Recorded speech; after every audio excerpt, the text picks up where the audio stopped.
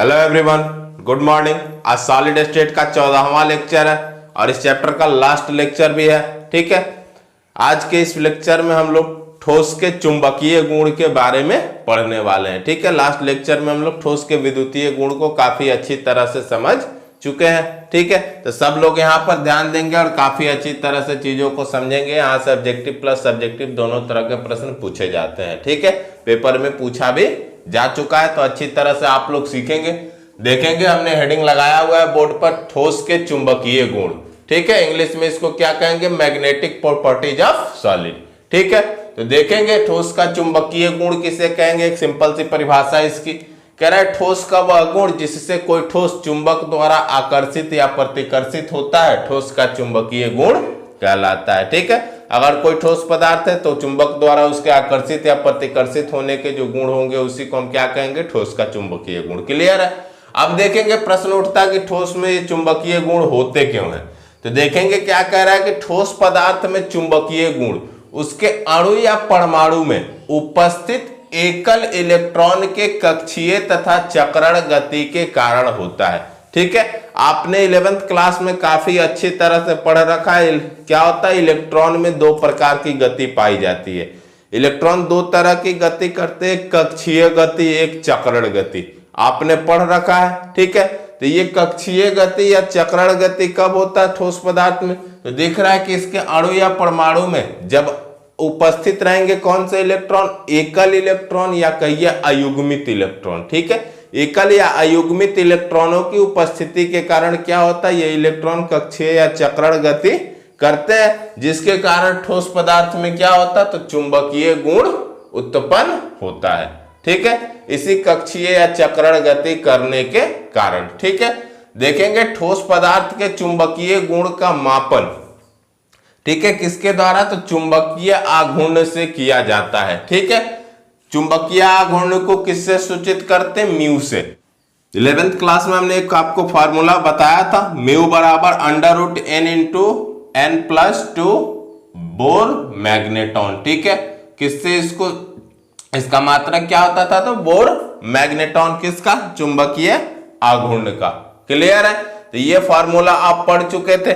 देखेंगे ये जो ठोस पदार्थ में अयुग्मित इलेक्ट्रॉन या एकल इलेक्ट्रॉन उपस्थित होते, ठीक है, तो जब इस ठोस पदार्थ को चुंबकीय क्षेत्र में ले जाया जाता तो अयुग्मित इलेक्ट्रॉन होने के चलते वो गति करेगा, कक्षीय या चक्रण गति। तो चुंबकीय क्षेत्र में जब ये जाएगा तो वहां ठोस में क्या होगा? चुंबकीय गुण उत्पन्न होगा, ठोस चुंबक की तरफ अट्रैक्ट होगा। अयुग्मित इलेक्ट्रॉन अगर नहीं रहेगा, ठीक है, तो वो डिपेंड नहीं करेगा किस पे, चुंबकीय गुण नहीं दिखाएगा। तो वो हम किससे पता लगाते? तो इस सूत्र से, चुंबकीय आघूर्ण वाला सूत्र से। ठीक है, यहां देखेंगे म्यू बराबर जो दिया हुआ √n into n+2 bore magneton से, यहाँ n बराबर क्या है? अयुग्मित इलेक्ट्रॉनों की संख्या। अगर अयुग्मित इलेक्ट्रॉन की संख्या रहेगी तो म्यू का कुछ ना कुछ मान मिलेगा। ठीक है, अयुग्मित या एकल इलेक्ट्रॉन ठोस पदार्थ में उपस्थित रहेंगे, जितनी इनकी संख्या होगी उतना ही अधिक इसका मान आपको मिलेगा म्यू का, और म्यू का मान जितना अधिक मिलेगा उतना ही अधिक चुंबकीय गुण दिखाएगा। क्लियर है? म्यू का मान 0 आएगा तो चुंबकीय गुण नहीं दिखाएगा। तो इसी फॉर्मूला के आधार पर, यानी चुंबकीय आघूर्ण के आधार पर ठोस पदार्थ के चुंबकीय गुण का मापन किया जाता है। यहाँ पर लिखा हुआ n बराबर क्या है? अयुग्मित या एकल इलेक्ट्रॉन की संख्या। ये फॉर्मूला आपको डी ब्लॉक वाले, जब हम लोग चैप्टर पढ़ेंगे डी एंड एफ ब्लॉक, वहां भी इस फॉर्मूला का आपको यूज देखने को मिलेगा। तो इसको आप अभी से याद रखें। बीएम को हम लोग क्या कहते हैं? बोर मैग्नेटॉन इसका पूरा नाम है। और एक चीज आप यहाँ पर याद रखेंगे, आपके लिए काफी महत्वपूर्ण है, एक बोर मैग्नेटॉन जो होता है, बोर मैग्नेटॉन को म्यू बी से भी लिखा जाता है। ठीक है, किससे दिखाया जाता है? म्यू बी से। तो एक बोर मैग्नेटॉन जो होता है किसके बराबर होता है? तो 9.27 इंटू 10⁻⁻24 एम्पियर मीटर स्क्वायर के बराबर होता है। क्लियर है? तो एक बोर मैग्नेटॉन बराबर क्या हो गया? 9.27 गुणा 10⁻⁻24 एम्पियर मीटर स्क्वायर। क्लियर है यहां तक? तो यहां तक उम्मीद है आपको कोई दिक्कत नहीं आ रही होगी। अब चलिए हम लोग आगे बढ़ते हैं, सब लोग यहां पर ध्यान देंगे। देखेंगे क्या कह रहा है? ठोस में 5 प्रकार के चुंबकीय गुण पाए जाते हैं। ठीक है, बारी बारी से हम लोग सबको समझ लेते हैं। सबसे पहला जो होता कौन सा होता, अनुचुंबकीय गुण। ठीक है, इसको इंग्लिश में क्या कहते हैं, पैरामैग्नेटिक प्रॉपर्टी। ठीक है, तो देखेंगे यह किस तरह के ठोस में पाया जाता है। तो देखेंगे क्या कह रहा है कि वैसा ठोस पदार्थ जो चुंबकीय क्षेत्र में दुर्बल रूप से आकर्षित होता है उसे अनुचुंबकीय ठोस पदार्थ कहते हैं, तथा उसमें जो पाया जाने वाला गुण होता है उसे क्या कहते हैं, अनुचुंबकीय गुण कहते हैं। ठीक है, कहने का मतलब क्या कि ये जो ठोस पदार्थ होते हैं, इस तरह के ठोस पदार्थ को जैसे ही हम चुंबकीय क्षेत्र में ले जाते हैं, कहने का मतलब किसी चुंबक के संपर्क में ले जाएंगे तो ये धीरे धीरे किधर आकर्षित होने लगेगा, चुंबक के तरफ आकर्षित होने लगेगा। ठीक है, वही देखेंगे यहाँ पर लिखा हुआ है दुर्बल रूप से। ठीक है, धीरे धीरे किसके तरफ खींचा चला जाएगा, चुंबक के तरफ। ठीक है, अब देखेंगे जैसे ही इसको चुंबकीय क्षेत्र से हम हटा लेंगे तो फिर इसका चुंबकीय गुण जो होगा वो क्या हो जाएगा, समाप्त हो जाएगा। इस तरह के ठोस पदार्थ में क्या होता है, चुंबकीय क्षेत्र में ले जाएंगे यानी चुंबक के संपर्क में ले जाएंगे तो खींचेगा चुंबक के तरफ धीरे धीरे। ठीक है, वो तेजी से अट्रैक्ट नहीं होगा, दुर्बल रूप से, मतलब धीरे धीरे चुंबक की तरफ खींचा जाएगा। ठीक है, लेकिन जैसे ही हम इसको चुंबक के तरफ चुंबकीय क्षेत्र से मतलब अलग कर दे तो इसका चुंबकीय गुण खत्म हो जाता है। ठीक है, चुंबकीय गुण समाप्त हो जाता है। ठीक है, तो अब यहाँ पर ये जो चुंबक के तरफ चुंबकीय क्षेत्र में चुंबक की तरफ जो अट्रैक्ट होने का गुण दिखा रहा है, इस गुण को हम लोग क्या कहते हैं, अनुचुंबकीय गुण। और ऐसे पदार्थ जो धीरे धीरे चुंबकीय क्षेत्र में ले जाने पर क्या होते हैं, चुंबक की तरफ आकर्षित होते, तो ऐसे पदार्थ को हम क्या कहेंगे, तो अनुचुंबकीय ठोस पदार्थ कहेंगे। ठीक है, ऐसा क्यों हो रहा है, तो इस तरह के ठोस पदार्थ में किसकी उपस्थिति होती, तो अयुग्मित इलेक्ट्रॉन की उपस्थिति होती है। और जब अयुग्मित इलेक्ट्रॉन की उपस्थिति होगी तो श्योर है कि इसका चुंबकीय आघूर्ण शून्य के बराबर नहीं आएगा। ठीक है, तो वो सारी बातें यहाँ पर लिखी हुई है कि वैसा ठोस पदार्थ जो चुंबकीय क्षेत्र में दुर्बल रूप से आकर्षित होता है उसे अनुचुंबकीय ठोस पदार्थ कहते हैं, तथा उसमें जो पाया जाने वाला गुण होता है वो क्या कहलाता, अनुचुंबकीय गुण कहलाता है। यहाँ देखेंगे, यहाँ पर आप लिख लेंगे पाया जाने वाला गुण अनुचुंबकीय गुण कहलाता है। ठीक है, चुंबकीय क्षेत्र हटा लेने पर इसका चुंबकत्व समाप्त हो जाता है। कहने का मतलब क्या कि वहां से जैसे ही हम इसको या हटा ले या वहां से चुंबक को अलग कर दे तो इसका जो चुंबकत्व होता है यानी चुंबकीय गुण जो दिखा रहा है वो क्या होता है, वहां खत्म हो जाता है, इसका चुंबकत्व समाप्त हो जाएगा। फिर इसको चुंबकीय क्षेत्र में ले जाएंगे तो फिर अट्रैक्ट होना शुरू करेगा। ठीक है, आगे देखेंगे, कह रहा है इसमें अयुग्मित इलेक्ट्रॉन उपस्थित होते हैं, तभी तो अयुग्मित इलेक्ट्रॉन के कक्षीय चक्रण गति के कारण ये चुंबकीय गुण दिखा पा रहा है, धीरे धीरे अट्रैक्ट हो पा रहा है चुंबक की तरफ। ठीक है, और जब अयुग्मित इलेक्ट्रॉन उपस्थित होंगे तो इसका चुंबकीय आघूर्ण शून्य के बराबर नहीं होगा। यही ना सूत्र होता था, म्यू बराबर क्या होता था, n × n+2। तो अगर ये अयुग्मित इलेक्ट्रॉन अनुपस्थित रहते तो n 0 के बराबर होता, क्योंकि n बराबर अयुग्मित इलेक्ट्रॉन की संख्या, तो ये पूरा टर्म 0 हो जाता कि नहीं, तो म्यू 0 के बराबर आता। लेकिन यहाँ पर अयुग्मित इलेक्ट्रॉन उपस्थित है तभी तो ये क्या दिखा रहा, अनुचुंबकीय गुण दिखा पा रहा। तो अयुग्मित इलेक्ट्रॉन जब उपस्थित होंगे तो म्यू का मान 0 के बराबर नहीं आएगा। तो वही बात लिखा गया है कि इसमें इसका चुंबकीय आघूर्ण शून्य नहीं होता है। ठीक है, और ये कुछ इसके एग्जाम्पल होते हैं, ये जो पदार्थ यहाँ पे ठोस पदार्थ के जो एग्जाम्पल दिए गए हैं ये किस तरह के गुण दिखलाते, तो अनुचुंबकीय गुण दिखलाते। Fe+2 हो गया, आयन के रूप में है, सोडियम हो गया, O2 हो गया, Cu+2 हो गया, B2 हो गया। तो ये आप याद रखेंगे, इनको जब हम क्या करेंगे, चुंबकीय क्षेत्र में ले जाएंगे तो ये क्या होगा, धीरे धीरे चुंबक की तरफ अट्रैक्ट होना शुरू करेगा। जैसे इस चुंबक को अलग कर देंगे तो इसका चुंबकत्व जो होता क्या होता, समाप्त हो जाता है। तो क्लियर है अनुचुंबकीय गुण क्या होता है। चलिए अब दूसरे गुण को समझते हैं। दूसरा गुण देखेंगे, कौन सा चुंबकीय गुण है, तो प्रतिचुंबकीय गुण। इसको इंग्लिश में क्या कहते हैं, डायमैग्नेटिक प्रॉपर्टीज। ठीक है, पहले और दूसरे अनुचुंबकीय और प्रतिचुंबकीय से पेपर में प्रश्न बनाए जाते हैं। ठीक है, देखेंगे प्रतिचुंबकीय गुण कौन से ठोस पदार्थ दिखलाते हैं, तो ये ऐसे ठोस पदार्थ होते जब हम इनको क्या करते, चुंबकीय क्षेत्र में रखते हैं। ठीक है, तो ये वहां पर दुर्बल रूप से प्रतिकर्षित होते हैं। ठीक है, ये चुंबकीय क्षेत्र में रखने पर, जैसे चुंबक के पास में इनको रखेंगे तो ये चुंबक के तरफ अट्रैक्ट नहीं होंगे, धीरे धीरे चुंबक से क्या होंगे, दूर भागेंगे। ठीक है, तो चुंबकीय क्षेत्र में रखने पर ये क्या होते हैं, दुर्बल रूप से प्रतिकर्षित होते हैं। तो इस तरह के ठोस पदार्थ को हम लोग क्या कहते हैं, प्रतिचुंबकीय ठोस पदार्थ कहते हैं। और इनमें जो गुण पाया जाता है इसको हम लोग क्या कहेंगे, तो प्रतिचुंबकीय गुण कहेंगे, क्योंकि ये चुंबकीय क्षेत्र में रखने पर क्या हो रहा है, दुर्बल रूप से प्रतिकर्षित हो रहे हैं। ठीक है, ऐसा क्यों हो रहा, तो क्योंकि इनके इस तरह के जो पदार्थ होते हैं, ठोस पदार्थ, इनमें क्या होता है, अयुग्मित इलेक्ट्रॉन अनुपस्थित होता है। अयुग्मित या एकल इलेक्ट्रॉन कहिए, ये क्या होते हैं, अनुपस्थित होते हैं। ठीक है, जितने भी इलेक्ट्रॉन होंगे क्या होंगे, पेयर में होंगे, जोड़ा में। अयुग्मित इलेक्ट्रॉन या एकल इलेक्ट्रॉन की अनुपस्थिति होगी। ठीक है, अब देखेंगे जब अयुग्मित या एकल इलेक्ट्रॉन की अनुपस्थिति होगी तो चुंबकीय आघूर्ण का मान निकालेंगे आप, म्यू बराबर n × n+2।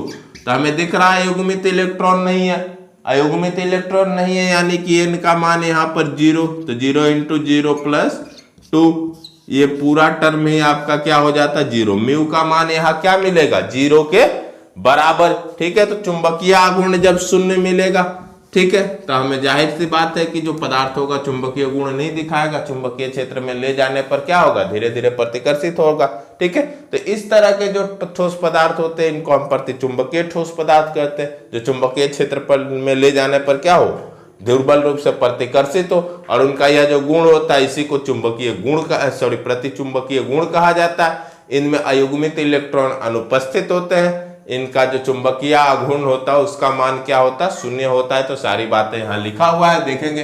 वैसा ठोस पदार्थ जिसे चुंबकीय क्षेत्र में रखने पर दुर्बल रूप से प्रतिकर्षित होता है उसे प्रतिचुंबकीय ठोस पदार्थ कहते हैं, तथा इसमें पाया जाने वाला गुण क्या कहलाएगा, तो प्रतिचुंबकीय गुण कहलाता है। इसमें अयुग्मित इलेक्ट्रॉन अनुपस्थित होते हैं, अयुग्मित इलेक्ट्रॉन जब अनुपस्थित होंगे तो n का मान 0 आएगा, इसलिए इसका चुंबकीय आघूर्ण क्या होता है, शून्य होता है। और कुछ एग्जाम्पल यहाँ पर दिए हुए हैं, H2O हो गया, NaCl, N2Cu+, Zn+2, ऐसे जो ठोस होंगे ये सारे के सारे क्या होते हैं, कौन सा गुण दिखलाएंगे, तो प्रतिचुंबकीय गुण दिखलाएंगे।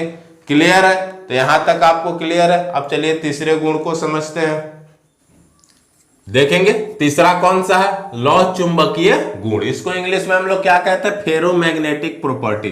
ठीक है, तो किस तरह के ठोस पदार्थ में लौह चुंबकीय गुण पाया जाता, तो देखेंगे ये ऐसे ठोस पदार्थ होते हैं जब इनको हम चुंबकीय क्षेत्र में ले जाएंगे, ठीक है, चुंबकीय क्षेत्र में इनको रखा जाए तो ये काफी तेजी से प्रबल रूप से चुंबकीय क्षेत्र में, मतलब इसको अगर चुंबक के हम करीब ले जाएं तो प्रबल रूप से वहां पर आकर्षित होते हैं, काफी तेजी से चुंबक की तरफ खींचे चले जाएंगे। ठीक है, तो इस तरह के ठोस पदार्थ को हम लोग क्या कहते हैं, लौह चुंबकीय ठोस पदार्थ। ठीक है, और इनमें ये जो गुण पाया जाता है इसको हम लोग क्या कहेंगे, तो लौह चुंबकीय गुण कहेंगे। क्लियर है। अब देखेंगे जो लौह चुंबकीय ठोस पदार्थ होते हैं इनकी खासियत क्या होती है कि जब हम इनको चुंबकीय क्षेत्र में रखेंगे तो काफी तेजी से चुंबक की तरफ खींचते हैं। इसके अलावा क्या होगा, जब हम वहां से चुंबकीय क्षेत्र को हटा देंगे, कहने का मतलब क्या कि वहां जो हमने चुंबक रखा हुआ उसको हटा भी देंगे, तभी ये क्या होगा, इनका जो चुंबकत्व होता वो समाप्त नहीं होता। कहने का मतलब कि जब इनको चुंबकीय क्षेत्र में रखेंगे तो काफी तेजी से चुंबक की तरफ अट्रैक्ट भी करेंगे। ठीक है, और चुंबकीय क्षेत्र हटाने के बाद ये भी चुंबक की तरह व्यवहार करने लगते हैं। कहने का मतलब क्या, ये भी चुंबक बन जाते हैं। ठीक है, चुंबकीय क्षेत्र हटा लेने के बाद भी इनका चुंबकत्व समाप्त नहीं होता है। ठीक है, ये भी चुंबक की भांति व्यवहार करने लगते हैं। ठीक है, तो इस तरह के जो ठोस पदार्थ होते हैं उसे हम क्या कहते हैं, लौह चुंबकीय ठोस पदार्थ। क्लियर है। तो देखेंगे, कह रहा वैसा ठोस पदार्थ जिसे चुंबकीय क्षेत्र में रखने पर प्रबल रूप से आकर्षित होता है उसे लौह चुंबकीय ठोस पदार्थ कहते हैं, तथा इसमें पाया जाने वाला गुण लौह चुंबकीय गुण कहलाता है। ये तो एकदम सिंपल है, क्लियर है आपको। आगे देखेंगे, कह रहा चुंबकीय क्षेत्र हटा लेने पर भी इसका चुंबकत्व समाप्त नहीं होता है। ठीक है, यानी ये भी चुंबकीय क्षेत्र हटाने के बाद भी अब ये भी किसके तरह चुंबक की भांति व्यवहार करने लगते हैं। क्लियर है। अब देखेंगे इसमें क्या होगा, तो अयुग्मित इलेक्ट्रॉन जो होंगे या एकल इलेक्ट्रॉन क्या होते हैं, उपस्थित होते हैं, तभी तो ये चुंबकीय गुण दिखा पा रहा। अयुग्मित इलेक्ट्रॉन नहीं रहते तो ये चुंबकीय गुण दिखलाता नहीं, दिखला पाता। तो इसमें अयुग्मित इलेक्ट्रॉन उपस्थित होते हैं, और जब अयुग्मित इलेक्ट्रॉन उपस्थित होंगे तो चुंबकीय आघूर्ण का मान भी शून्य नहीं आएगा। ठीक है, शून्य से अधिक आएगा। ठीक है, तो देखेंगे बहुत अधिक मिलेगा इसके लिए चुंबकीय आघूर्ण का मान।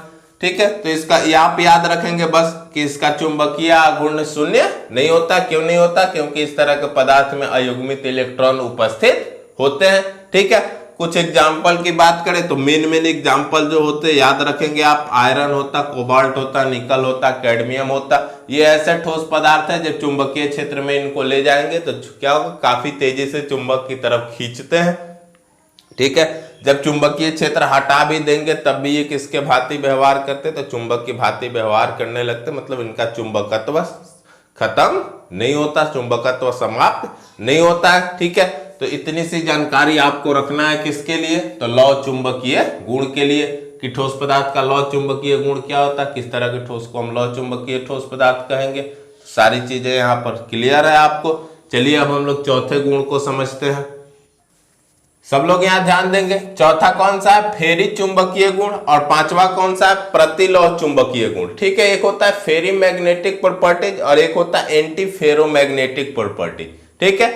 ये दोनों देखेंगे कुछ मिलते जुलते होते किससे, लौह चुंबकीय टाइप से, ठीक है। लौह चुंबकीय ठोस पदार्थ होते हैं, इनकी संरचना आप देखेंगे तो कुछ उस तरह की होती है, ठीक है। लौह चुंबकीय के समान ही ये होते हैं, ठीक है। लेकिन इनमें जो उपस्थित जो परमाणु होते हैं इनके अयुग्मित इलेक्ट्रॉन के चक्रण के सजावट के आधार पर इनको दो तरह से दिखाया जाता है, एक को फेरी मैग्नेटिक बोला जाता है और एक को एंटी फेरोमैग्नेटिक बोला जाता है, ठीक है। देखेंगे फेरी मैग्नेटिक प्रॉपर्टीज कौन से ठोस पदार्थ दिखलाते हैं, तो कह रहा है किसी ठोस पदार्थ में उपस्थित परमाणुओं के अयुग्मित इलेक्ट्रॉनों के चक्रण के असमान संख्या में विपरीत दिशा में सजने से उत्पन्न चुंबकीय गुण फेरी चुंबकीय गुण कहलाता है, और ऐसे ठोस पदार्थ फेरी चुंबकीय कहलाते हैं। कहने का मतलब क्या कि इस तरह के ठोस पदार्थ में जो उपस्थित परमाणु होते हैं उनके अयुग्मित इलेक्ट्रॉन का सजावट देखेंगे विपरीत दिशा में होगा लेकिन असमान संख्या में होता है। कहने का मतलब क्या कि एक इलेक्ट्रॉन आपका ऐसे हो गया एक ही दिशा में, ऐसा मेरों से दिखा दे रहे हैं इस तरह से, ठीक है। ऐसे भी आप ऐसे भी दिखा सकते हैं, हम ऐसे दिखा रहे हैं, आपको दिख रहा है, ये देखेंगे ऊपर की तरफ, फिर एक ऐसे ही होगा, फिर एक आया जो कि नीचे हो गया इसके विपरीत दिशा में, फिर एक आया ऐसे, फिर ऐसे, फिर ऐसे, फिर पता चला एक ठो इसके विपरीत दिशा में, ठीक है। तो विपरीत दिशा में अयुग्मित इलेक्ट्रॉनों का सजावट देखेंगे विपरीत दिशा में हो रहा है, लेकिन चक्रण के जो विपरीत दिशा में सजावट है लेकिन इनके जो इलेक्ट्रॉनों का चक्रण हम दिखा रहे हैं क्लॉक और एंटी क्लॉकवाइज, ये आप देखेंगे तो असमान संख्या में। कहीं कहीं आपको दिख रहा है कि दो एक ही दिशा में है, अयुग्मित इलेक्ट्रॉन की सजावट दो देख रहे हैं एक ही दिशा में है, फिर आप देखेंगे कि एक ठो इसके विपरीत दिशा में होगा। इस तरह के अरेंजमेंट से क्या होता, जो चुंबकीय गुण उत्पन्न होता उसे क्या कहते हैं, फेरी चुंबकीय गुण, ठीक है। इलेक्ट्रॉनों के चक्रण क्या होते हैं, असमान संख्या में सजे होते लेकिन विपरीत दिशा में होते, ठीक है। कहीं कहीं मतलब लगातार समान दिखेगा, फिर कहीं विपरीत दिखेगा, फिर समान दिखेगा, फिर विपरीत दिखेगा। इतना डिटेल्स में जाने की जरूरत नहीं, D&F ब्लॉग में आपको ऑलरेडी सारी चीजें क्लियर हो जाएंगी। अभी बस आपको ये सब याद रखने के लिए, ठीक है। तो अब यहाँ पर आप देखेंगे तो पेयरिंग नहीं हो पाने के चलते क्या होता, ये सब के सब अयुग्मित इलेक्ट्रॉन के रूप में है ना। इसलिए यहाँ पर क्या होगा, तो जो भी ठोस पदार्थ होंगे अयुग्मित इलेक्ट्रॉन पाए जाने के कारण चुंबकीय गुण दिखलाएंगे। तो इस तरह के जो ठोस पदार्थ होते हैं, ठीक है, उनको हम क्या कहते हैं, फेरी चुंबकीय ठोस पदार्थ कहते हैं। और यहाँ दिख रहा है कि इनके जो अयुग्मित इलेक्ट्रॉन इनके चक्रण के असमान संख्या में विपरीत दिशा में सजावट से जो चुंबकीय गुण उत्पन्न होगा उसको हम क्या कहेंगे, फेरी चुंबकीय गुण। क्लियर है यहाँ तक। अब चले आगे बढ़ते हैं। अगला क्या है, अगर इसके एग्जाम्पल की बात करें तो आप याद रखेंगे Fe3O4 MFe2O4 है। यहाँ M का मतलब है ZnMgCu, इसको मैग्नेटाइट बोलते हैं, ठीक है। आगे देखेंगे ये क्या है, प्रतिलौह चुंबकीय गुण, ठीक है, एंटी फेरोमैग्नेटिक प्रॉपर्टीज। इसमें क्या होता, किस तरह के ठोस पदार्थ को हम क्या कहेंगे, प्रतिलौह चुंबकीय कहेंगे। और वो प्रतिलौह चुंबकीय गुण कौन से ठोस पदार्थ होंगे जो दिखलाएंगे, तो यहां देखेंगे क्या कर रहा है, किसी ठोस पदार्थ में उपस्थित परमाणुओं के अयुग्मित इलेक्ट्रॉनों के चक्रण के समान संख्या में विपरीत दिशा में सजने से उत्पन्न चुंबकीय गुण प्रतिलौह चुंबकीय गुण कहलाता है, ठीक है। और ऐसे पदार्थ प्रतिलौह चुंबकीय पदार्थ कहलाते हैं, ठीक है। कहने का मतलब क्या कि इसमें अयुग्मित इलेक्ट्रॉनों का सजावट जो होता है वो क्या होता है, समान संख्या में विपरीत दिशा में होता है। इस तरह से, फिर इस तरह से आपको देखने को मिलेगा, फिर इस तरह से, फिर इस तरह से, फिर इस तरह से, फिर इस तरह से। अयुग्मित इलेक्ट्रॉन कुछ इस तरह से व्यवस्थित किए जाएंगे कि समान संख्या में और क्या होते हैं, विपरीत दिशा में होते हैं। ठीक है, ऐसा देखने पर आपको क्या दिखेगा कि यहां पर क्या हो जाती, पेयरिंग हो जाती। इस तरह से व्यवस्थित किया जाता कि ये युग्मित इलेक्ट्रॉन के रूप में इनका जोड़ा बन जाए, इस तरह से व्यवस्थित हो जाए। ठीक है, तब ऐसे सजावट से जो चुंबकीय गुण उत्पन्न होगा उसे हम क्या कहेंगे, तो प्रतिलौह चुंबकीय गुण कहते हैं। ठीक है, और आप इसमें देखेंगे तो क्या होता, म्यू का मान 0 हो जाएगा, क्योंकि देखेंगे क्या दिख रहा है, सारे इलेक्ट्रॉन यहाँ पे समान संख्या में, एक अगर ऊपर है तो एक नीचे, एक ऊपर है तो एक नीचे है, सारे के सारे इस तरह से अरेंज होते कि पेयरिंग होने लगती, जोड़ा बन जाता इलेक्ट्रॉनों का। तो युग्मित अयुग्मित इलेक्ट्रॉनों की संख्या यहाँ क्या हो जाती, 0 मिलती, एन का मान जो होता क्या होता, 0 मिलता। इसलिए यहाँ पर आप देखेंगे तो क्या दिखेगा आपको, चुंबकीय आघूर्ण का मान इसमें 0 हो जाएगा। उसमें देखेंगे फेरी चुंबकीय में तो चुंबकीय आघूर्ण का मान क्या होता है, 0 नहीं होता है। ठीक है, तो अब यहाँ पर देख रहे हैं म्यू का मान 0 होने के चलते यहाँ जो चुंबकीय गुण दिखेगा तो वहां हम इसको क्या कह देंगे, प्रतिलौह चुंबकीय गुण। ठीक है, यानी इस तरह के ठोस पदार्थ में जो देखेंगे तो अयुग्मित इलेक्ट्रॉनों की आपको अनुपस्थिति दिखेगी। इसके कुछ एग्जाम्पल की बात करें तो FeO होगा या NiO होगा या MnO होगा इत्यादि। ठीक है, तो ये 5 तरह के चुंबकीय गुण ठोस पदार्थ से संबंधित थे, जो आप याद रखेंगे। इससे ज्यादा आपको कुछ याद रखने की जरूरत नहीं है, नहीं इससे बाहर आपको कुछ देखने को मिलेगा।